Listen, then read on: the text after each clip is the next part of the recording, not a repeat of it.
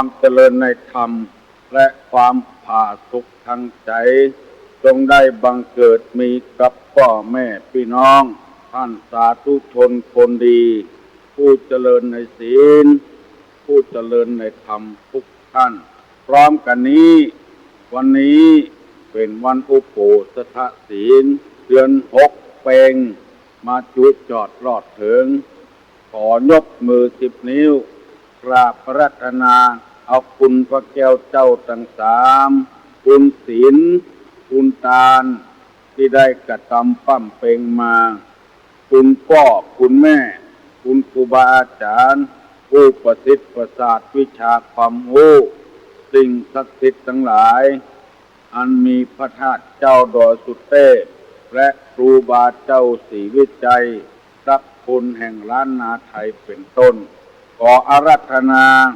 และเชิญชวนมาปกปักรักษาพ่อแม่พี่น้องพ่อหนานพ่อน้อยพ่ออุ้ยแม่อุ้ยพี่ป้านาอาศรัทธาสันนิบาตการเข้าลูกเต้าหลานเลนทุกคนได้มีความสุขกายสุขใจที่มาก้าขึ้นมีโชคมีลาภเหมือนกันกุคนตลอดกาลนานวันนี้เป็นวันอุโบสถศีลเป็นวันพระเป็นวันศีลขอเชิญชวนญาติโยมพ่อแม่พี่น้องทั้งหลายได้สดับรับฟังพระธรรมเทศนาเสียงก้องเสียงของเสียงมองต่ำเข้าเสียงตุเจ้าประกาศธรรมเป็นเสียงที่เป็นสิริมงคลกับพ่อแม่พี่น้องทั้งหลายต้องของดังแสดงว่าคนเฮานั้นมีเข้าในหลองมีทองไว้ใจจะได้ทำบุญทำทานกับพระพุทธศาสนาต้องของดังสนั่นปั่นปื้นเสียงมองต่ำเข้าแสดงว่าเข้ามีในหลองประอึดประยากประกันเสียงดังสนั่นปั่นปื้นเสียงตุเจ้าประกาศธรรมแสดงว่าบ้านเมืองอยู่ร่มเย็นเป็นสุขตุเจ้ายังปฏิบัติอยู่ในศีลกินอยู่ในธรรมอยู่ศรัทธานาบุญทั้งหลายก็ยังมีความสุขปานหวานใจอยู่ผีบอกว่า5บ่ลงถูกร่องกันดีอยู่มีโอกาสได้ฟังเทศน์ฟังธรรมเข้าวัดเข้าวาจำศีลภาวนาอยู่ยินดีกับพี่น้องทั้งหลายก่อนที่จะดำเนินรายการขอชวนพี่ชวนน้องทั้งหลายให้ไหว้พระไหว้พระธรรมไหว้พระสงฆ์คือเป็นสิริมงคลว่าโดยทุกทุกอะระหังสัมมาสัมพุทโธภควาพุทธังภควันตังอภิวาเทมิกราบสวากขาโตภควตาธัมโมธัมมังนัมมัสสามิกราบสุปฏิปันโนภควโตสาวกสังโฆสังฆังนะมามิกราบอันตมัยยังพุทธัสสะภควโตบุพพภคณามะกะลังกะโลมาเสนะโมตัสสะภะคะวะโตอะระหะโตสัมมาสัมพุทธัสสะนะโมตัสสะภะคะวะโตอะระหะโตสัมมาสัมพุทธัสสะนะโมตัสสะภะคะวะโตอะระหะโตสัมมาสัมพุทธัสสะพุทธังสรณังคัจฉามิธัมมังสรณังคัจฉามิสังฆังสรณังคัจฉามิตุติยัมปิพุทธังสรณังคัจฉามิตุติยัมปิธัมมังสรณังคัจฉามิตุติยัมปิสังฆังสรณังคัจฉามิตติยัมปิพุทธังสรณังคัจฉามิตติยัมปิธัมมังสรณังคัจฉามิต สาธิยัมปิสังฆังสรณังคัจฉามิอิติปิโสภะคะวาอะระหังสัมมาสัมพุทโธวิชชาจารณะสัมปันโนสุขโตโลกาภิตุอนุตตโตปุริสะธัมมสารทิสัทธาเทวมนุษย์สานังพุทโธภควาติสวากขาโตภควตาธัมโมสันติติโกอัคคาลิโกเองิปัสสิโกโอปันนะจิโกปัจจัตตังเปติตโพวินโยหิติสุปฏิปันโนภะคะวะโตสาวกสังโฆอุจุปฏิปันโนภะคะวะโตสาวกสังโฆญาญาปฏิปันโนภะคะวะโตสาวกสังโฆ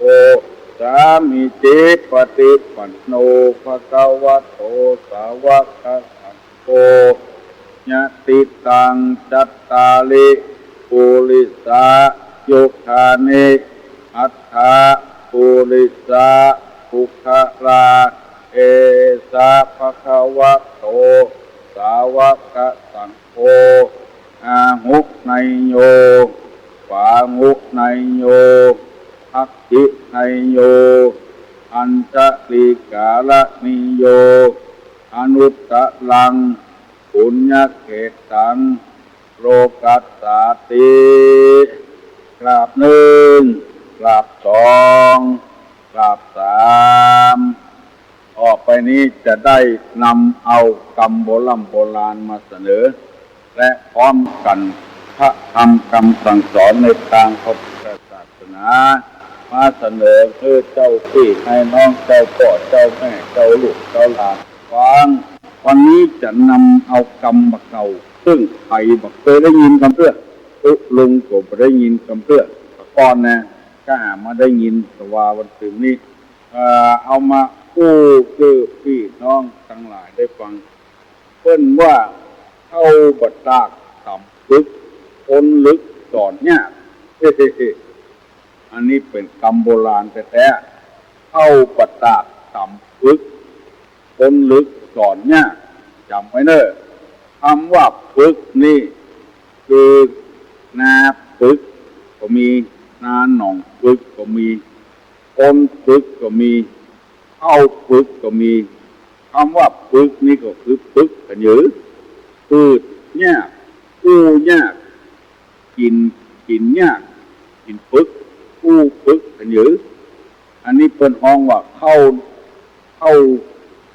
เปลือกเนี่ยข้าวบัดตากเกี่ยก่อนถ้าต่ำมันฝึกอย่างกับข้าวเมาเนี่ยต่ำฝึกต่ำยากสี่ก็ยากฝึกมดปัญญาฝึก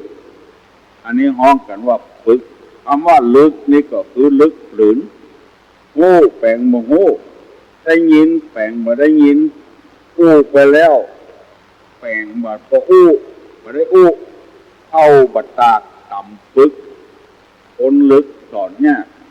เดี๋ยวว่าผีเกิงคนเกิงก็บ่ใจมันลึกลื่นของมันคนเดียวมันตอนจะได้ก็เหี้ยวเถอะทุกตู้จบปฐมหกไปหัวไปนะอันนี้เข้าบัดตากต่ำฝึกคนลึกสอนเนี่ยคนใดที่สอนง่ายๆนี่เพิ่นห้องว่าคนปัญญาดีคนสอนยากนี่คนลึกหลืนผู้บอกรู้เรื่องบ่เข้าใจดีก็บ่เอาให้ก็บ่เอาห้องกันว่าลึกหลืนอดจำไว้เนอะถ้าว่าเข้าบัดตากจะไปต่ำเด้อตากเนี่ยมันแห้งอย่างก่อนมันต่ำมันเปลือกมันออกป่วยเข้าบัดตากต้องต่ำเด้อเอาตากได้หลายแดดแต่ก่อนคนลึกหลืนนี่บัดถ้าสอนมันละจะเอาดีอย่างใดกับมันก็ถึงบ่ได้จะเอาหายกับมันก็บ่ได้เอาดีกับมันก็บ่ได้อันนี้เพิ่นห้องว่าเข้าบัดตากต่ำฝึกคนลึกสอนยากสอนเนื้อดีก็บ่เอาสอนเนื้อหายก็บ่เอาสักอย่างเนี่ย ที่เขาว่าลึกอย่างนี้น้ำเหลือไปอยู่วัดแถวบ้านใจละอ่อนลึกใจละอ่อนบดีนะลึกหลืนนู้เขาวัดคุณเห็นเลยอย่างนี้น้ำเหลือไปอยู่วัดแถวบ้านหมาสวกเอาไปปล่อยวัดหมาขี้กะเอาไปปล่อยวัดหมาแม่ไปปล่อยวัดอันยังก็อันที่บดีเอาไปปล่อยวัดเพราะว่าตู้เจ้าบดีมาก็เล่าขวัญตู้เจ้านะมะมันเป็นต้าไผ่ก็เป็นต้าเขาเอาของบดีไปปล่อยวัดก็อ่อนบดีก็ยูไปวัดอันนี้ปัญญามันดีเอาไว้เลี้ยงเหี้ยอันนี้เป็นกรรมบักเก่านำมาเสนอพี่น้องทั้งหลายได้ฟังเขาก็สอนที่คนนี้ปัญญาดีนะคนที่มันฝึกมันลึกนะเขาก็สอนละปล่อยตามเรื่องตามราวมันอันนี้ได้นำเอากรรมหมู่นี้มาเสนอพี่น้องทั้งหลายวันนี้จะได้นำเอากรรมในทางพระพุทธศาสนามาเสนอคือพี่น้องทั้งหลายได้ฟังแถมวันก่อนได้เปรียบว่าคนดีเหมือนกับน้ำหยุดนิ่งปกระเพื่อมน้ำมีความเย็นเป็นปกติน้ำชำระสิ่งกระปกน้ำเป็นสิ่งที่มนุษย์และสัตว์ปรารถนาน้ำไม่มีสิ่งที่เป็นประโยชน์มาน้ำไม่นำสิ่งที่ไม่เป็นประโยชน์ให้แก่ใครๆอันนี้เป็นอันให้ส่งของน้ำได้อธิบายไปแล้วตะวานี่ได้เอาคำว่าคนดีๆเนี่ยเหมือนกับแผ่นดินหนึ่งใครจะเลี่ยรายของอันน่าพึงใจไม่พึงใจแผ่นดินก็ยังคงเป็นเช่นนั้นอยู่ปฏิอกปฏิใจบัดเจอกเจใจแผ่นดินอย่างใดคนดีอย่างใดแผ่นดินเป็นอย่างนั้นสองแผ่นดินนี้ปราศจากการประดับตกแต่งเป็นของมันคนเดียว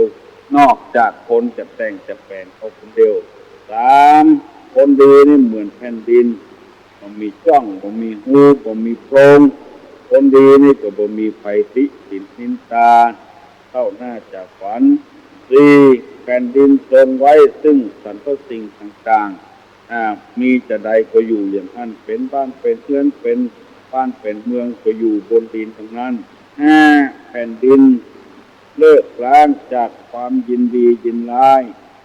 และความเบียดเบียนสัตว์และคนคนดีก็เลิกล้างจากการเบียดเบียนคนอื่นสัตว์อื่นเพราะฉะนั้นการที่ไปเบียดเบียนคนอื่นไล่คนอื่นจะชื่อว่าเป็นคนดีนั้นมันเป็นไปไม่ได้วันนี้จะนำเอาคำว่าคนดีนี่เหมือนกับน้ำมหาสมุทรคนดีนี่นะเหมือนกับน้ำมหาสมุทรน้ำมหาสมุทรนี่ก็คือน้ำทะเลคนดีนี่เปรียบเหมือนน้ำทะเลคือฟังใครจำได้ก็จำไม่เนอะหนึ่งทะเลนี่ก็ปะปนด้วยซากศพทะเลนี่นะก็มีซากศพอยู่สองทะเลทรงไว้ซึ่งรัตนชาติคือแก้วแหวนเงินทองทรัพย์สมบัตินี่จะอยู่ในน้ำทะเลทรงไว้ซึ่งรัตนชาติสามทะเลนี่ปะปนอยู่ด้วยสัตว์ใหญ่ๆจำนวนนักทะเลนี่นะมีสัตว์ใหญ่กว่าช้างก่อนมีจำนวนนักอยู่ในทะเลสี่ทะเลนี่แม้จะเต็มเปี่ยมไปด้วยน้ำจากแหล่งต่างๆแต่ก็บอกเกินเขตของตนที่จะได้รับทะเลแม้จะเต็มเปี่ยมด้วยน้ำจากแหล่งต่างๆแต่ก็ไม่เกินเขตของตนที่จะได้รับทะเลนี่นะทะเลแม้จะเต็มเปี่ยมด้วยน้ำจากแหล่งต่างๆแต่ก็ไม่เกินเขตของตนที่จะได้รับทะเลนี่ก็รู้จักเต็มไปด้วยน้ำอันไหลมาจากที่ต่างๆข้อที่ห้านี่นะให้รู้จักเต็มด้วยน้ำอันไหลมาจากที่ต่างๆเวลานี้จะได้นำเอากรรมหมู่นี้มาอธิบายเพื่อพี่น้องทั้งหลายเป็นพูดประธรรมนามมาทำเพื่อหันชัดว่าคนดีนี่คือคนอย่างไรเพิ่นเอามาเปรียบเหมือนกับน้ำทะเล น้ำมหาสมุทรก็ได้น้ำทะเลก็ได้ข้อหนึ่งน้ำทะเลไม่ปะปนด้วยซากศพหมายความว่าคนดีเนี่ยของบดีไปอยู่เลยมันจึงเด่นชัดคนเดียวมันบ่มีทิฏฐิว่าอันเดอป่าก็ตามคนก็ตามที่ตายในทะเลขึ้นจะซัดเข้าสู่ฝั่งหมดอันนี้เกี่ยวกับปะปนด้วยซากศพท่านมาอ่านกอบป่าการอย่างกากินกันเองจะเอาเรือซากศพไปในทะเลคนดีนี่บ่มีทิฏฐิบ่มีที่เถียนบ่มีไผเล่าหน้าจากฝันเนี่ยปะปนด้วยซากศพไผสะอาดคนดีต้องเป็นคนที่คนที่มีกิเลสหมดกิเลสหมดตัณหาคือคนอย่างเงี้ยคนที่บ่มีมลทินอย่างตัวอย่างเหมือนกับน้ำทะเลเนี่ยมีซากศพลมจะพัดเอาสัตว์ใดที่มีชีวิตอยู่จะอยู่น้ำทะเลนั่นว่ายไปว่ายมากินพืชกินอย่างด้วยกันตัวใหญ่กินตัวน้อยกันเป็นธรรมชาติออกนึกจำไปเนอะใครก็จ้างเถอะถ้าเป็นคนดีจะต้องเป็นคนอย่างเงี้ยรถร้อยเหมือนอ้อยกลางกอน้ำแต่นอเหมือนต่อไฟไหม้เนี่ยปราศจากซากศพปราศจากมลทินก็มีไผติไผเตียนว่าอันเน่าอันบูดก็มีในตัวคนใดประกาศว่าเป็นพระอรหันต์ต้องพอก่อนยังมีคนติคนเตียนอยู่ยังบัดใจพระอรหันต์เพื่อสองทะเลนี่ทรงไว้ซึ่งรัตนชาติรัตนะนี่เป็นพระแก้วของที่มีราคาจะอยู่น้ำทะเลหมดคนดีคนมีคุณธรรมมีศีลจะมีของดีในหันหมดเอาออกประกาศคือคนได้รู้ได้หันได้ยินคนรู้คนรักคนฉลาดคนที่ทำประโยชน์เพื่อแก่สังคมแม้แต่ทรัพย์สมบัติของตนเองก็บ่เก็บไว้บริจาคคือเป็นการความรู้ต่างๆก็บ่เก็บไว้เอาเสียสละคือคนที่เคยบ่หวังให้อย่างตอบแทนทรงไว้ซึ่งรัตนชาติจำไว้เนอะสามทะเลนี่ปะปนอยู่ด้วยสัตว์ใหญ่ๆจำนวนนักของมีสาระของมีประโยชน์จะอยู่ที่คนดีทั้งหมดถามเมื่อใดได้เมื่ออันว่าบัดที่ความรู้ช่วยบ้านช่วยเมืองช่วยพี่ช่วยน้องคนเหล่านั้นจะเป็นคนทุกข์คนยากคนจะใดก็ช่วยเหลือสังคมตลอดเวลาอันนี้เป็นเปรียบว่ามีสัตว์ตัวน้อยตัวใหญ่อยู่ในน้ำจำนวนมากสิ่งมีชีวิตอยู่ได้ข้อที่สี่ทะเลเต็มไปด้วยน้ำมันมาจากที่ต่างๆแต่ก็บ่เกินขอบเขตที่จะรับได้น้ำจากบ้านจากเมืองจากที่ต่างๆไหลเข้าสู่ทะเลน้ำทะเลนี่จะบัดท่วมบ้านท่วมเมืองท่วมอะไรอย่างมันอยู่ของมันรับได้ของมันหมายความว่าพออยู่พอกินนี่เถอะก็เอาเกินน้ำไปพอใจพอสวยรับได้แต่น่ะเหมือนกับน้ำน้อยๆถ้าเต็มแล้วก็ขึ้นฝั่งแล้วก็ท่วมบ้านท่วมเมืองแต่น้ำทะเลนี่เปรียบเหมือนกับคนดีท่วมไผ่เพื่อสร้างความเดือดร้อนให้ไผ่เสมอต้นเสมอปลายแล้วข้อที่ห้าว่าทะเลผมรู้จักเต็มไปด้วยน้ำมันไหลมาจากที่ต่างๆผมรู้จะเต็มเรื่อยๆแล้วน้ำตั้งเหนือตั้งใต้ตะวันตกมันออกไหลเข้าสู่ทะเลก็เต็มสักเกืออยู่อย่างเก่าเหมือนเดิมไม่เต็มไปด้วยน้ำมันไหลมาจากที่ต่างๆคนดีนี่ก็เหมือนกับน้ำทะเลว่าท่วมบ้านท่วมเมืองว่าสร้างความเดือดร้อนให้แก่สังคมให้แก่ตนเองให้แก่ลูกแก่เมียให้แก่ไผ่สะคนแก่วัดแก่วาแก่บ้านแก่จองอยู่วัดตั้งแต่น้อยถึงเฒ่าถึงแก่ก็สร้างความเดือดร้อนให้ไผ่นอกจากคนอื่นมาจิมาเจาะมาสร้างความเดือดร้อนกับอันอยู่ของเพื่อนว่าโลภว่าว่าคิดที่จะเอาไปสร้างบ้านสร้างจองสร้างหอสร้างเรือนสร้างที่อยู่ที่กินอย่างอยู่กับวัดกับวาอย่างนั้นแต่บ้านกากำนันกาอันอย่างกาหัวหน้าคนต่างๆนี่เหมือนกับน้ำทะเลนะคนใดดี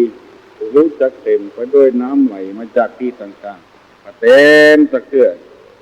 อยู่อย่างเก่าอย่างเดิมว่าล้นเต็มอยู่ของเพื่อน หาวิชาความรู้เข้ามาใส่ตัวติ๊กๆประยุทธ์ประยนต์อันนี้เป็นธรรมะในทางพระพุทธศาสนาธรรมนี่เป็นนามเป็นชื่อแต่ทรัพย์สมบัติข้างนอกนี่มันเป็นรูปธรรมมันเป็นรูปเป็นร่างอย่างที่หันมีแล้วเอาแถมติ๊กดอกเบี้ย100 ละ 10ถ้าบ่ฮื้อขึ้นมาก็ยึดเอาหูเนี้ยปัจจัยเป็นน้ำทะเลนี่จะเป็นอย่างเงี้ยยืมเงินได้ตลอด20 ชั่วโมงไม่ต้องมีหลักมีฐานอะไรอันเนี้ยคือเราหวังแต่ปัจจัยเหมือนน้ำทะเลมันจะต้องอย่างใดอย่างหนึ่งบางทีเผลอมาก็เอากันเดือดร้อนกันวุ่นวายกันและแถมอย่างหนึ่งใครรู้ว่าคนดีคือคนจะใด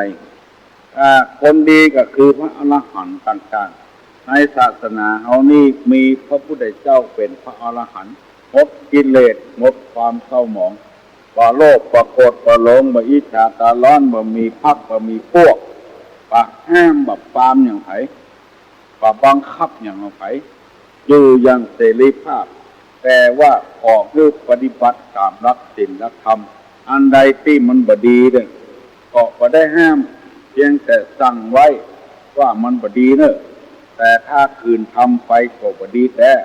ตัวเองก็บ่ดีคนอื่นก็บ่ดีพระอรหันต์นี่คนจะใดไปให้รู้เพิ่นว่าพระอรหันต์เนี่ยลองเอามือซุกเข้ากระสอบข้าวสารมือซื่อซุกเข้าไป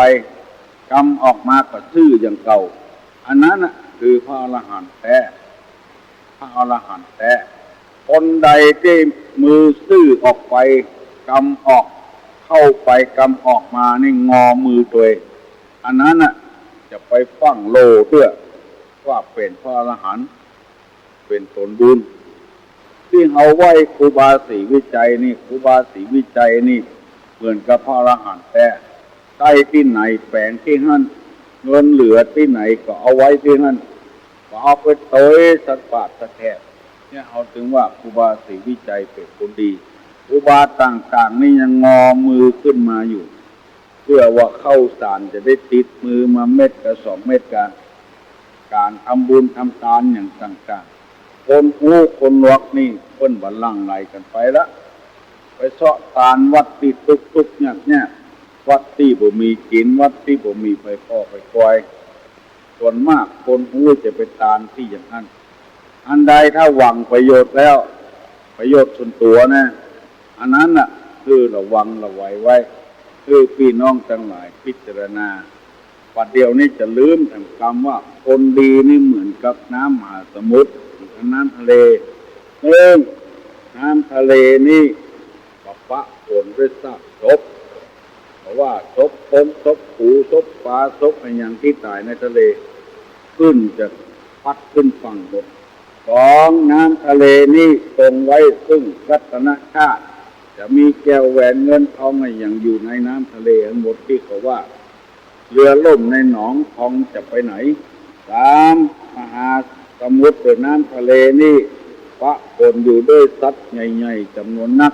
ที่มีค่ามีศีลแม้แต่น้ำมันก็ยังมีในพื้นทะเลคนไปเจาะกันมาแล้วน้ำทะเลแม้จะเต็มไปด้วย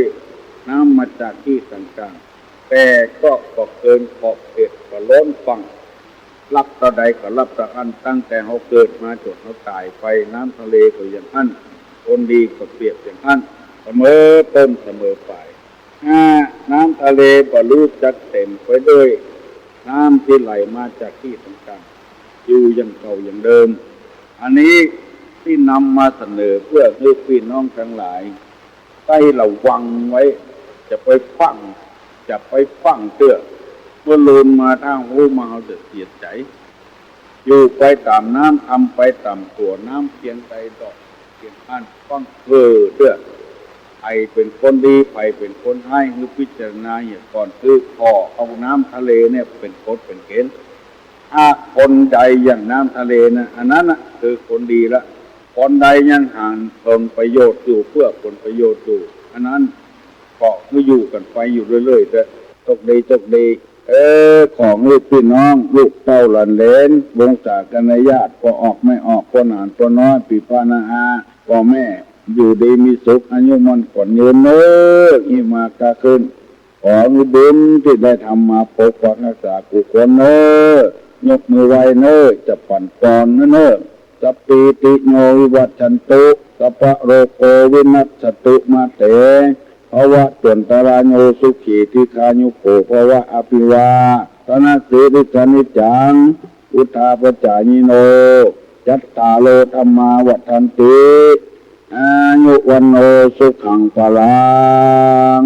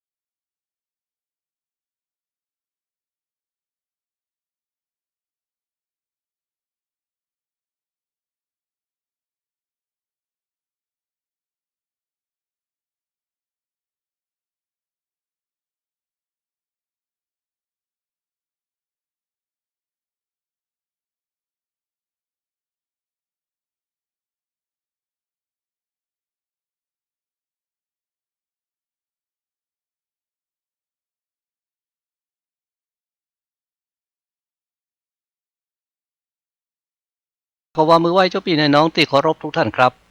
สาระธรรมกำเมืองครับปิกมาปะกับเจ้าพี่นายน้องเฮาแล้วนะครับอยู่อู้จากกันที่นี้โดยเรื่องราวสาระที่มีอยู่ในธรรมเมืองนะครับวันนี้ก็ปิกมาอู้จากันกับเจ้าเมืองไหวเจ้าเมืองคลอนครับทำข้าวที่ปนานอินตมชัยชมพูของจังหวัดเจียงไฮ้ได้เรียบเรียงเอาไว้นะครับเนาะเอาต้นฉบับมันมาจากเจียงตุงปุ่นนะครับแล้วก็เอามาเรียบเรียงใหม่ครับเป็นทำข้าวทำเครือนะครับเนาะฟังกันติดทำลามตัวกันไปจะเป็นจะได้กันต่อไปนะครับเนาะปัญญาอินครับเอาตัวของบะอ้ายไปแล้วนะครับเนาะรับดีรับดักละโลดนะครับปัญญาอินก็เหาะขึ้นฟ้ากันนะครับเนาะโอ้จะไปเลี้ยงคนเดียวปัญญาอินก็บ่เลี้ยงเฮ้ยนะครับเนาะเพราะว่าอันเปิ้นว่าในกลางป่าหิมพานต์นั้นนะครับมันมีที่อยู่ของอันพ่อฤาษีมีพ่อฤาษีอยู่ตนหนึ่งชื่อว่าสุคันธฤาษีอันสุคันธฤาษีนี่มาปั้มเป่งปรมีของตัวเก่าอยู่นี่เหมือนละว่าอันน่ะทีนี้พญาอินก็เลยเอาตัวของบ่อ้ายเนี่ยกะนะครับเนาะปอเหาะไปแล้วก็เลยไปหาอันสุคันธฤาษีเอาตัวของบ่อ้ายเนี่ยนะครับเนาะบ่อ้ายเมืองคอนเนี่ยนะไปฮื้อกับพ่อฤาษีหรอกพอฮื้อพ่อฤาษีแล้วก็เล่าเรื่องฮื้อพ่อฤาษีฟังกะอันนี้เป็นลูกเจ้าพ่อพญาชินราชอยู่เมืองมัทุลาผู้ไหนน่ะเล่าเรื่องตึงโมถึงฟังแล้วข้าว่าถ้าว่าจะเอาปิกไปแถบนี้กลัวว่าแม่นะมันจะฆ่าจนตายแล้วบ่เอาละประเดี๋ยวนี้ขอพ่อฤาษีช่วยเลี้ยงในนี่เน้ออีน่ะปะโถพ่อฤาษีพอได้ยินเนี่ยอันแล้วเนี่ยนะครับเนาะเปิ้นก็มีอันนี้ลูกนะครับหูติบตาติบลูกพ่อฤาษีเปิ้นก็ฮู้กะโหอันนี้ปัญญาอินเอามาฮื้อลูกนี่น่ะในเป็ดของคนเฒ่าแต่เปิ้นส่องหันแล้วนั่นเป็นปัญญาอินแล้วก็ว่าต่อไปวันตั้งหน้าบัลล่าคนนี้นี่โอ้มันเป็นตนบุญลูกนี่น่ะเปิ้นก็เลยบอกคือกับอันปัญญาอินกะเอาเถอะเฮาจะช่วยเลี้ยงเฮาจะช่วยเลี้ยงจะช่วยพอช่วยก้อยฮื้อไอ้น่ะเอาจนมันใหญ่พุ่นน่ะไอ้น่ะแล้วปัญญาอินเปิ้นก็ยังเอาดาบสลีกันใจนะครับเอาไว้ฮื้อตัวนะแล้วก็บอกกับพ่อฤาษีลูกดาบนี่ดาบดีเน้ออีน่ะอันเนี้ยถ้าวันไปตั้งหน้านี่นะพุ่นน่ะมันจะได้เป็นเจ้าฟ้าเจ้าแผ่นดินลูกเอาดาบอันนี้ไว้ฮื้อมันก็แล้วกันเตอะอีน่ะว่าอย่างอันแล้วเนี่ยนะครับเนาะเอาดาบไว้ฮื้อแล้วตัวของอันปัญญาอินกันนะครับเนาะก็ ล่ำลาตัวของพ่อฤาษีกันนะครับเนาะออกโป้นจากอาสลมของพ่อฤาษีไปแล้วก็สยองขึ้นฟ้าปิกไปที่อยู่ของตัวเก่าพุ่นนะครับเนาะม่วนอกม่วนใจไปนะครับปัญญาอินครับก็มาตกอยู่ที่พ่อสุขันธฤาษีเนี่ยก็อ่อนอยู่นะครับเนาะโอ้จะมาฮื้อเลี้ยงมาฮื้อพอจะได้ดีนี่นะโอ้ตัวของมาอ้ายครับพอมันตื่นขึ้นมานี่นะครับเนาะปะตอมันมาหันใส่พ่อฤาษีลูกก็บ่เคยหันมาก่อนนะครับเนาะแต่ว่าก็ยังว่านะครับเนาะอยู่ตื่นขึ้นมาแล้วพ่อฤาษีมีขนมมาแจกขนมมีอันหน่วยไม้หัวมันตั้งหลายฮื้อกินนะเอาฮื้อกินแล้วบ่อ้ายได้กินแล้วมันมีกลิ่นเฮ้ยนะครับเฮาอ่อนกับกินเนี่ยนะครับเนาะพอมันได้กินแล้วเนี่ยนะครับเนาะอันที่มันจะตุกจะไหมอันอย่างตั้งหลายเนี่ยนะครับมันก็บ่ค่อยมีแล้วนะครับเนาะอยู่กับพ่อฤาษีไปพ่อฤาษีก็เลี้ยงไปกันนะครับเนาะโอ้เป็นอันดีอันม่วนไปแล้วนะครับอยู่กับพ่อฤาษีนี่นะเปิ้นว่ามันเป็นจะใดหะอันตัวของบ่อ้ายเมืองคอนนี่นะก็ลูกเจ้าฟ้าเจ้าแผ่นดินแต่ไอ้น่ะแล้วมาเป็นจะใดเปิ้นเอามาจ้งลงน้ำอย่างอี้มันเป็นวิบากกรรมเนื่องใดของมันจ้านี่หาอีน่ะอันนี้เป็นวิบากกรรมเนิ่นนะครับวิบากกรรมชาติก่อนของตัวบ่อ้ายเมืองคอนมันเป็นจะใดอีน่ะทีนี้เปิ้นก็เล่าเอาไว้ในธรรมอย่างอี้ครับว่าอันตัวของบ่อ้ายเมืองคอนนั้นเจนเมินมาละเมินเมื่อใดบ่ฮู้นะครับเนาะบ่ใจอันชาติก่อนนี้นะครับก่อนนั่นละนะครับมันก่อนเท่าใดก็บ่ฮู้อันตัวบ่อ้ายเมืองคอนนี่นะมันเป็นตุ๊กตาเป็นคนทุกข์ครับนะบ่มีเข้าบ่มีของไปเสาะหาอันยังเอาครัวยังไปขายนะบ่มีเข้าบ่มีของอยู่อันตูบมุงคาแล้วยังบ่พอแต่นะลูกเมียก็ซ้ำมันหนีเหียพี่น้องก็ซ้ำบ่อยู่ตัวแถมเนื้อคนทุกข์นู่นนะครับอันคนนี่ถ้าเป็นคนทุกข์ไปแล้วเนี่ยจะไปเสาะหาไผที่ไหนมาอยู่ไผจะมาบอกว่าเป็นญาติโกโหติกามันถึงหมีนะครับเนาะก็ซ้อเลี้ยงตัวเก่าไปอย่างนั้นนะครับเนาะมีอยู่วันหนึ่งบ่อ้ายตุ๊กตาคนนี้นะครับเนาะ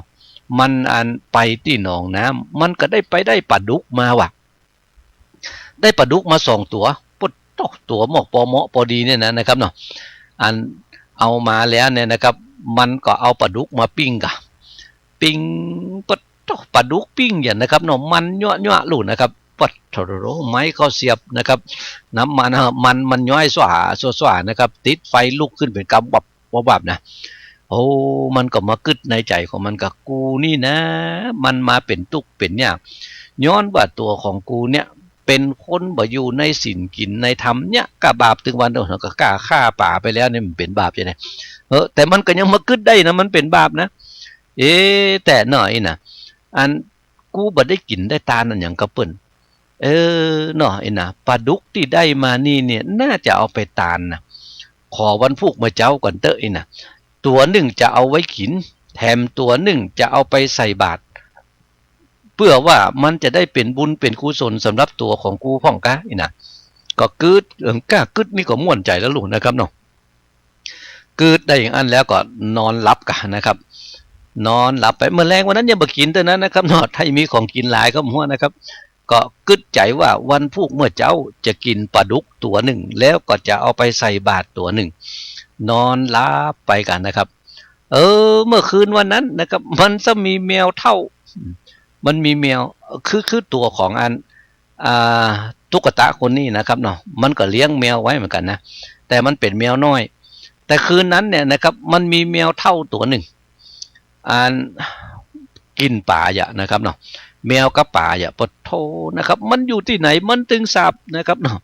อันปิ้งป่านี่นะปะโทถ้าว่าอันกินป่ามันพดไปแผ่วไหนนะแมวมันตึงปะโท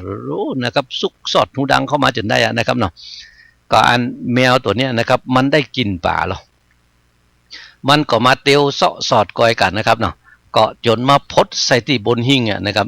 มันบ่มีใส่ตู้ไว้นะได้อยู่บนหิ้งบนคาก็ดีเสี่ยงตีละนะครับเนาะอันแมวน้อยของอันปูดอันตุ๊กตาที่มันเลี้ยงไว้นะครับมันโดดขึ้นบ่แผ่วแต่ว่าอันแมวใหญ่ตัวเนี้ยนะครับแมวเท่าตัวเนี้ยนะครับเนาะคุยคายมาได้กินแล้วเนี่ยนะครับเนาะปุ้นลุกขึ้นไปบนขวัญปุ่นนะครับแล้วมันก็มาอันเนี่ยก็ลงมาตะตีอันที่ปูนี้เก็บป่าไว้นี่นะครับเนาะก็มาเอาป่าไปกินกันนะครับ เอาป่ามันไม่ได้เอาไปถึง2 ตัวนะครับมันเอาไปตัวเดียวนะครับเนาะมันกาบก็ตั้งหัวได้ตัวเดียวนะครับเนาะมันก็โดดลงหิ้งมากันนะครับกาบเอาไปแล้วมันก็เอาไปกินกับปะโถกับปลาดุกอย่างนะครับเนาะแมวกับปลาหมากับดุกอย่างนะครับของนี้ไว้กันตึงมันได้ละกาบกินไปก็เป็นอันดีอันลำไปนะครับเนาะเสี่ยงตึงหมดนะครับกินเสี่ยงตึงตัวนะครับเนาะพ่ออิ่มไปละนะครับเนาะอันลูกมาเมื่อเจ้าครับตัวของอันบะไอตุกตะสะดุ้งตื่นขึ้นมาแล้วฟังลูกนึ่งเข้ากันนะครับนึ่งเข้าคือมันยังหันห่างป่าอยู่หั่นอยู่ลู่นะครับเนาะนึ่งเข้าไปเรียบร้อยแล้วว่าจะเอาป่าไปอันใส่บาตรมันแยงขึ้นไปพออันยังมาเหลือตัวเดียวแต่ว่านี่2 ตัวลู่อีน่ะอย่างอี้นี่โหแมวถ้าจะเอาไปว่าอันน่ะแมวถ้าจะเอาไปก็เร็วพอไปพอมากันนะครับเนาะหั่นเนาะหอยที่มันกินยังมีที่หั่นอยู่รู้นั่นนี่น่ะพอไปพอมาไปปะใส่แมวน้อยตัวเก่าที่ตัวเก่าเลี้ยงไว้น่ะแปลงตามาบนะครับเนาะปุ่นอยู่บนกองหลวงพุ่นน่ะมันก็ แมวตัวนี้รู้หนีนะแมวเนี่ยเฮาเลี้ยงไว้แต่เนี่ยมันลักเอาป่าไปกินอยู่ครับมันเป็นจะได้ปลาล่ำปลาเรือนี่หายน่ะมันก็เลยเป็นยับเอาแมวนั้นมากันนะครับเนาะไปเปียเอาแมวตัวเก่าแมวเฮาเลี้ยงหรือมันตึงกุ้นหรือนะครับเนาะก็ไปเปียเอาแมวมาเปียมาได้แมวก็นึกว่าเจ้าของมันเนี่ยนะครับเนาะปลาตุกตะเนี่ยจะเอามันมากอดกันนะครับมาอุ้มกันนะครับแต่ที่ไหนได้อันนี้พอกำแมวมาได้แล้วเนี่ยนะครับเนาะกำแข้งกำหัวบิดคอปะเดียวแต่อันนั้นนะครับจะได้อีน่ะมันลักกินปลากูได้หยังวะอันน่ะเสร็จแล้วก็เอาอันแมวน่ะจ่งลงน้ำลูกนะครับเนาะตายแล้วนะครับเนาะแมวนั้นตายแล้วนะบิดคอเปิ้นลู่นะครับเนาะกำหัวบิดคอแคบเดียวแต่อันน่ะแมวตายแล้วจ่งลงน้ำเนาะไปกะมึงก็อยากกินปลากะไปซอกกินปลาตำในห้วยในหนองกินติ๊กบัดทักหัวว่าอันน่ะนะครับเนาะแล้วตัวเก่าก็ปิกมาบ้านนะครับเนาะเพราะว่าเอาแมวจ่งลงหนองแล้วปิกมาบ้านใจโคตรอยู่นั่นนะครับเนาะทีนี้อันปิกมาแผวบ้านแล้วส้วยตีนส้วยมือดีดักแล้วเข้าสุกพอดีนะครับพอเข้าสุกแล้วนะครับเนาะก็เลยเอาปลาดุกกับเข้าของตัวเก่าเนี่ยกันนะครับเนาะไปใส่บาตรลงนะครับใส่บาตรกับตู้เจ้าครับตู้เจ้าเปิ่นมาเตียวกุมเข้านะครับเนาะก็ใส่บาตรไปเสร็จเรียบร้อยแล้วนั่งลงไหวหลวอันข้านี่ตุกยากไรอนาถา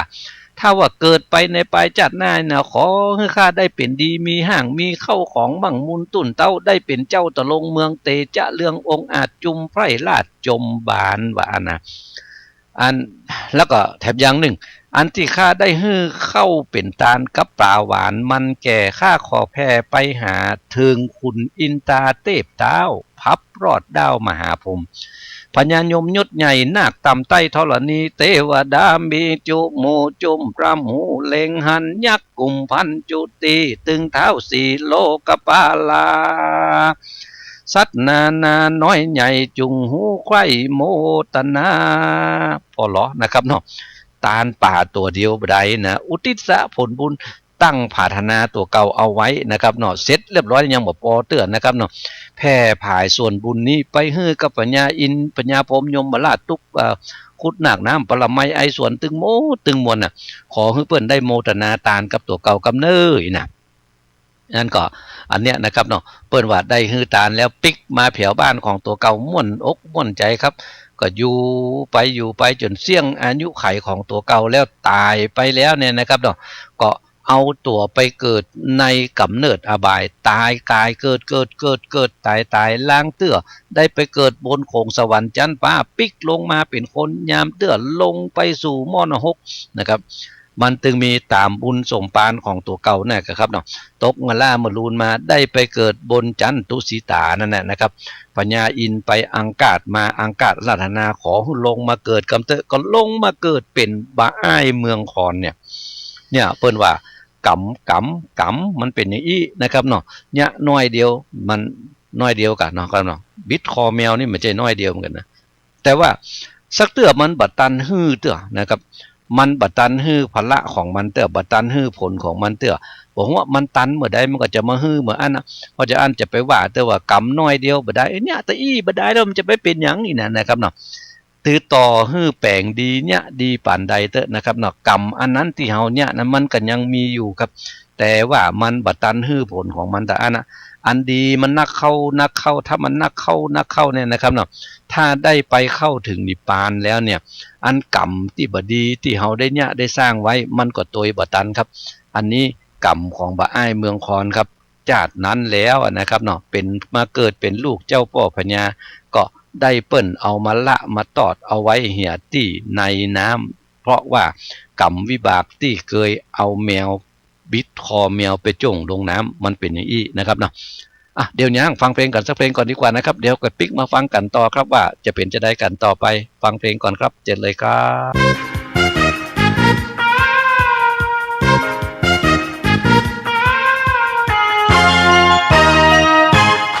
ภาษาไทยใช้ไหลจริงๆทั้งชายและหญิงอู้มวนจะหวานเป็นภาษา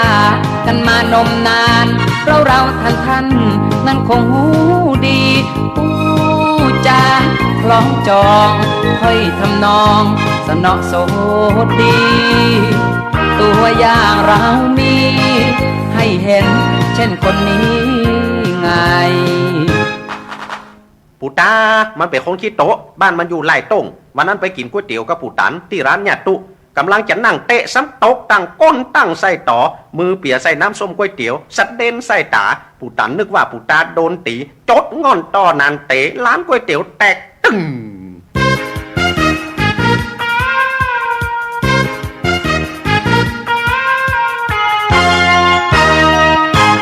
ยกตัวอย่างให้ท่านได้ฟังขออย่าได้จริงจังอาจพลาดพลั้งไปบ้างให้ท่านสนุกจะได้สุขใจจังชีวิตเรายังสู้ต่อไปโลกยังน่าอยู่ทำใจหดหู่อยู่ทำไมฟังคนต่อไปว่าไงพ่อไฟลืมฟืนไอ้โสมมันเป็นคนขี้สุยบ้านมันอยู่หนองแสะวันนั้นไปดูคอนเสิร์ตกับไอ้โสนที่บ้านแม่สากำลังเต้นมันอย่างสุดๆไอ้ซวยหันบะซอบโดดใส่ไอ้สมสวกซอกซับไอ้ซวยจักมิดซุยเสียบไอ้สมฉากเข้าใส่อย่างหลังสวนไอ้ซวยมิดซุยบะซะเชือนไปเฉียวไอ้สมเสียวนึกว่าเสียยังไงเสียศูนย์น่ะกะ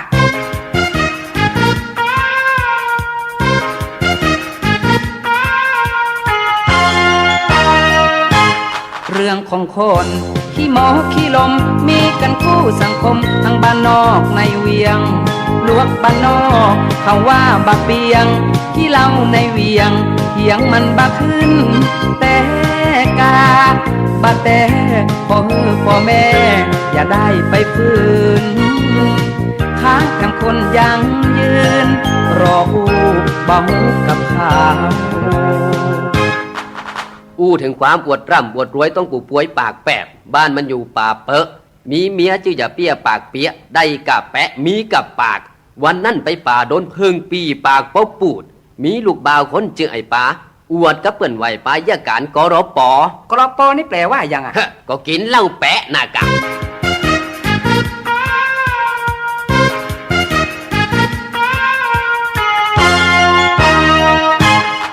เพลงนี้ที่ผมร้องไปถ้าตัดใส่ไผ่ขออภัยเน้อท่านฟังเอาม่วนอย่าได้ด่วนรำคาญนึกว่าสงสารนักคงบ้านเฮาเอาไว้แก่งอมเอาไว้กล่อมเมื่อยามท่านเหงาไปกว่าเน้อหมู่เฮาคราวหน้าจะมาแถมกาม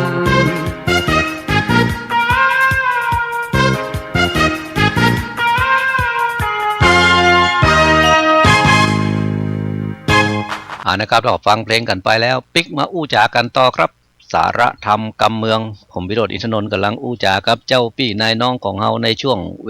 วลานี้กันอยู่นะครับ FM 104.50 คลื่นเพื่อการศึกษาพระพุทธศาสนาและวัฒนธรรมวัดฝ่ายหินอำเภอเมืองจังหวัดเชียงใหม่ครับ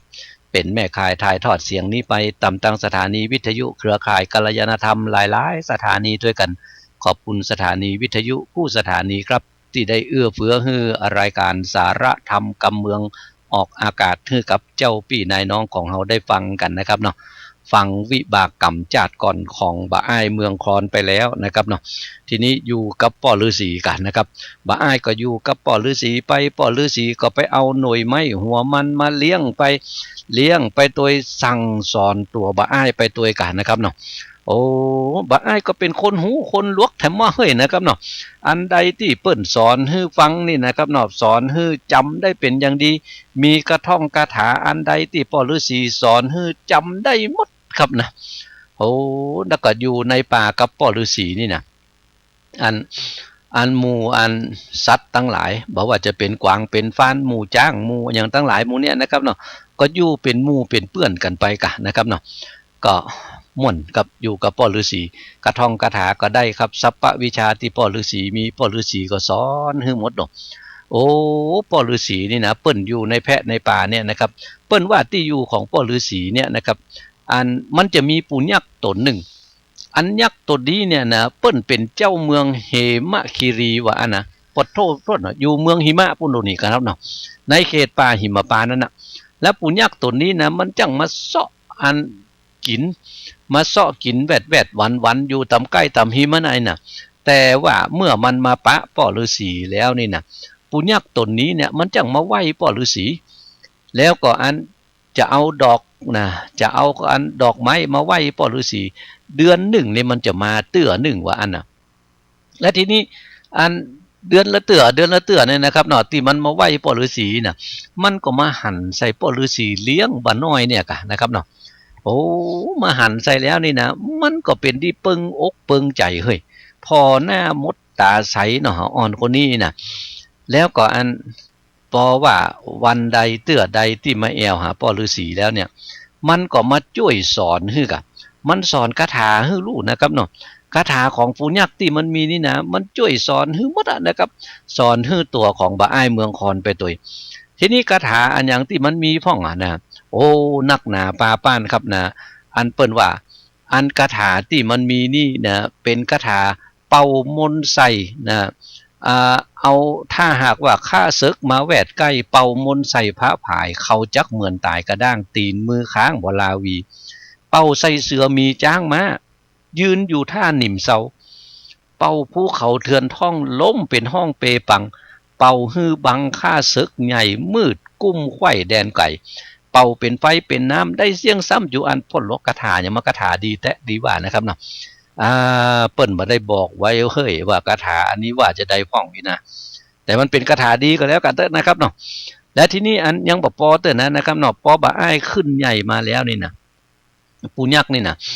มันก็มาเอาแก้วดีอันหนึ่งชื่อว่าแก้วมณีโจทย์อันแก้วมณีโจทย์นี่เป็นแก้วที่เปิ้นบอกว่าโอ้น่ะนะเป็นแก้วดีอันถ้าว่าไผ่ได้ไปแล้วนี่นะตึงบ่มีตุกโศกโลกภัยอันยังตั้งหลายแล้วแก้วอันนี้นี่เวลาส่องไปแล้วนี่ใสว่างๆแล้วก็จะหันหมดไข่หันอันอย่างนี้นะอันนี้เปิ้นว่าเป็นแก้วมณีโจทย์แก้วดีหรอกยักษ์เท่านี่ก็ได้เอาฮื้อกับตัวของบ่อ้ายไว้กันนะครับเนาะโอ้ประเดี๋ยวนี้คาถาก็ได้ละนะครับที่ป่อฤาษีก็ได้ละที่ปู่ยักษ์ก็ได้ละนะครับเนาะปู่ยักษ์นี่ฮักอย่างกับลูกนะครับเนาะนั่นก็เอาปั่นคาถาปั่นแก้วเอาไว้ฮื้อแล้วนะครับมันมีอยู่วันหนึ่งครับตัวของบ่อ้ายนะเอาแก้วเนี่ยกันนะครับเนาะมานั่งตีนั่งแยงก้อยหรอกนั่งแยงไปนั่งแยงมาในแก้วอันนั้นนะครับเนาะอันกึดใจว่าเฮานี่มันเป็นคนนะจะมาอยู่ในแพะในป่ามันบัดใจกล้านี่หายนะมันน่าจะมีบ้านมีเมืองที่มันอยู่กะไอ้นะก็ส่องแยงไปแยงมาโหแก้วอันนั้นเนี่ยนะครับเนาะที่บ่อ้ายแยงนี่นะหั่นใส่ไม่ยิงอยู่ทางในหั่นวะโอ้อันยังมาเหมาะมางามแต่ว่าอันน่ะไม่ยิงที่อยู่ในแก้วนั่นน่ะตาไหลมาๆนะครับเนาะโอ้พอแล้วลักษณะงามล้วนท้วนขาวอ่อนอ้วนสุขุมานหน้าตาบานยิ้มแย้มส่องไฟแก้มมีวันเนี่ยตามันต่อเจ้าย้ายแย้มเล่าหลายทีก็แล้วนะครับเนาะยิ้มใส่ตัวนั้นนะครับเนาะยิ้มในแก้วนั่นน่ะมาอ้ายพอหันใส่ตาอันน่ะมันตึงนอนบัดหลับแล้วนะครับประเด็นนี้น่ะขึ้นบ่าวแล้วโหลดนะครับประเด็นนี้จะได้ละ14แล้วนะครับเนาะบ่าวจีลูกนี่เนี่ยประเด็นนี้เนี่ยนะครับเนาะกำลังขึ้นบ่าวมาเนี่ยนะครับ ก็อันพอมาหั่นใส่สาวน้อยอย่างอี้แล้วเนี่ยนะครับเนาะเอาตึงไหวละใจก็ตึงม่วนเหมือนกันละนะครับเนาะเป็นดีใครไปปะเป็นดีใครไปหั่นแต่ว่ามันจะงามสักหมกใดขนาดหั่นใส่ในหูกมันยังตะอี้อีน่ะแล้วจะไปได้จะได้อยู่กับพ่อฤาษีเนี่ยนะครับเนาะพอได้กึดในใจของตัวเก่าตั้งแต่วันนั้นมาเนี่ยนะครับเนาะก็เลยบอกให้ม่วนให้งันกะกึดใจว่าจะไปหาอันนี้คือมันได้จะได้นี่หายนะพอกึดใจไปกึดใจมามีอยู่วันหนึ่งครับ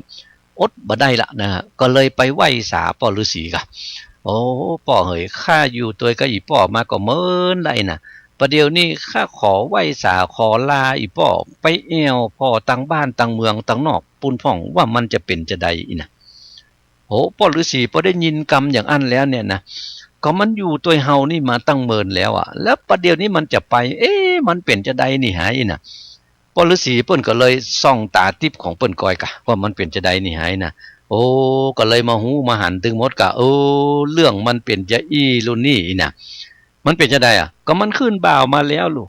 กรรมวิบากมันก็ยังมีอยู่ถ้ามันไปวันตั้งหน้าแล้วเนี่ยมันจะได้ไปเป็นเจ้าฟ้าเจ้าแผ่นดินลูกนะถ้าอย่างเฮาจะมาเอามันไว้มันก็ตึงอยู่บ่ได้ละมันเป็นเรื่องของกรรมมันเป็นเรื่องของบุญของกรรมของเขาหน่อยนะถ้าเขาจะไปมันจะเป็นจะได้มันตั้งหน้าเฮาตึงห้ามมันบ่ได้เอาเตอะนะพ่อฤาษีหันใส่อันแล้วก็เลยบอกให้กับอ้ายก็เอาเตอะลูกเอ๋ยถ้าว่าลูกจะไปอีพ่อก็ตึงว่าหยังนี่นะไปเตอะไปดีมาดีก็แล้วกันเน้อลูกเน้อนี่นะพ่อฤาษีอนุญาตโปร่งปันคืออย่างอันแล้วเนี่ยนะครับเนาะบ่อ้ายพ่อว่าจะไปแล้วมันยังไปบ่ได้เตอะเกิดในใจของตัวเก่าอยู่เหมือนกันลูกเฮาอยู่กับพ่อฤาษีมาจะเป็น10 ปีป่ายอ่ะถ้าเฮาจะไปอย่างอี้แล้วเนี่ยนะอันบ่ได้มันผิดแบบเบาโบราณเนี่ยได้อ่ะอย่างอันก็จะต้องไปเสาะเอาข้าวตอกดอกไม้มากะนะก็เลยไปเสาะเอาดอกไม้มาลูกนะครับเนาะใส่ในขันกะแล้วก็เอามันยอต่อหน้าพ่อฤาษีหรอกก่อนจะยอต่อหน้าพ่อฤาษีกำขันอันนั้นนะครับเตียวแวดอันที่อยู่ของพ่อฤาษี3 ห่อพอหรอกเสร็จเรียบร้อยแล้วนั่งไหว้ส่องหน้าพ่อฤาษีหรอกกำนาน้อยใหญ่อันค่าได้ผิดผันกึดบ่ตันหันบ่แจ้งพิษปิมแป้งกองทำเหนียวเป็นกรรมบาปร้ายติดจ่องซ้ายติดจ่องซ้ายจนอยู่ขออินดูผายโพดงดเว้นโตดวางปั่นจุคืนวันข้ามเจ้าพระเป็นเจ้าตะลงขุนได้อุดหนุนเลี้ยงข้ามาเนิ่นจ้าเหิงนานลูกไม้หวานบ่พรท่านยื่นต้อนเอาใจหัวมันได้หวานมากท่านเจ้าหากจำกินเป็นอาจินจะใจข้าบ่ได้แตนคุณกรรมมนุนจักลากคือได้พรากองค์คำอย่าได้เป็นกรรมบาปกล้าไล่ตอบข้าโตยไปขอฮื้อมดใส่เป่งป้อยฮื้อข้าม่อนน้อยได้ไปดีแดเตอว่านะก็กล่าวกรรมขอขมาพ่อฤาษีกันนะครับเนาะแล้วอันสุมาพ่อฤาษีเสร็จเรียบร้อยแล้วก็เอาขันอันนั้นน่ะเกณฑ์พ่อฤาษีลงนะครับเกณฑ์พ่อฤาษีแล้วพ่อฤาษีก็หับขันไว้กันแล้วก็ปั่นปอนให้กับบ่อ้ายกันนะครับเนาะอันกำปอนของพ่อฤาษีนะครับเนาะเปิ้นก่อนที่เปิ้นจะปั่นปอนนะเปิ้นก็ยังบอกเอาไว้นะบ่มีกรรมอันใดที่ว่ามันบ่ดีนี่ไหนนะอยู่ตัวกันนี่ข้าก็ตึงมาพอบ่หันนี่นะแต่ว่าอันที่ได้ยกมาเนี่ยนะได้ยกมาอันขอข่าวอันสุมากาละวะนี่นะเฮาก็อันอดโตดผลภายฮื้อหมดนะตึงบ่ได้โคตรบ่ได้เกียดอันอย่างสักอย่างไงนะแต่ว่าถ้าไปตั้งหน้าแล้วกันว่าบุญตั้นมีแต่เราได้เป็นเจ้าภาพเวียงใจฮื้อเว้นไก่จากบาปเว้นการกล้าหยาบอาธรรมมันกระทำก่อสร้างแต่ต่างบุญจักหนุนเติมตุ้มยกจากลุ่มไปบนแม้นเป็นคนยศใหญ่เกิดมาได้เป็นดีเป็นเศรษฐีพ่อกล้ามีจ้างม้างัวควายเงินคำหลายของโกดอย่าร้ายโหดสามานหันคนผ่านมารอดเอาเข้าของตอดวางปันว่าอันน่ะนี่เปิ้นก็จ่วยบอกคือกันนะครับเนาะสั่งสอนตัวของบ่อ้ายตัวลงสั่งสอนตัวของบ่อ้ายยังบ่พอเตื้อนะครับเนาะเสร็จเรียบร้อยแล้วเนี่ยนะครับเนาะก็เอาดาบสลีกันใจกับคือตอนที่พญาอินเปิ้นมานั่นน่ะนะครับเนาะเอามาไว้น่ะก่อนที่พญาอินจะไปนั่นพญาอินเอาดาบสลีกันใจไว้ฮื้อโลดนะครับเนาะพ่อฤาษีก็เลยเอาดาบสลีกันใจอันนั้นนะครับเนาะยกฮื้อตัวของบ่อ้ายตัวหรอกลูกเขยลูกจะไปแล้วเอาดาบนี้ไปกับตัวกับตนเน้ออีน่ะ โอ้พอได้ของจากพ่อฤาษีเสร็จเรียบร้อยแล้วเนี่ยนะครับเนาะไหวพ่อฤาษีแล้วพอตอนที่จะไปแต่เนี่ยนะครับเนาะเขาก็เคยอยู่ใหญ่มากับพ่อฤาษีเลยนะครับพอจะไปแต่แล้วบ่ฮู้ว่าน้ำตาเนี่ยนะครับเนาะมันไหลมาจากไหนเปิ้นว่านินกั้งแก้นในใจน้ำตาไหลล่ำให้นบน้อมไหวพ่อฤาษีว่าอันน่ะเนี่ยนะครับเนาะโอ้ยพ่อเฮยข้าจะไปแล้วเนอพ่อเนออีน่ะอันพ่อฤาษีแปลงตามามากกันนะครับเนาะหมูจะว่าจะได้ละนะครับเนาะขอให้พ่ออยู่สุขสวัสดีเด้ออีน่ะก้อยเตียวถอยออกมาแถวออกมาไว้พ่อฤาษีนะครับเนาะเตียวถอนถอยหนถอยหนมานะครับเนาะจนว่าลับตาศาลานะลับตาไปแล้วเนี่ยนะครับเนาะว่ายหลังได้ก็เตียวเข้าแพะเข้าป่าไปกันนะครับเนาะตามที่พ่อฤาษีป่นจี้บอกคือว่าไปตังนี้แล้วจะได้สวัสดีเนออีน่ะไปแล้วครับมาอายครับประเดี๋ยวนี้นะครับนะอายเมืองคอนจากพ่อฤาษีไปแล้วจะไปพดตีตังใดเอาละไว้ก่อนวันนี้เวลาของสาระธรรมกำเมืองมดเสี่ยงกันไปเห็นแล้วครับผมวิโรจน์อินทนนท์ขอล่ำลาเจ้าพี่นายน้องของเฮาไปด้วยเวลาเพียงแต่อีก่อนนะครับโชคดีมีใจเป็นของเจ้าพี่นายน้องเฮาจูผู้นายคนครับสวัสดี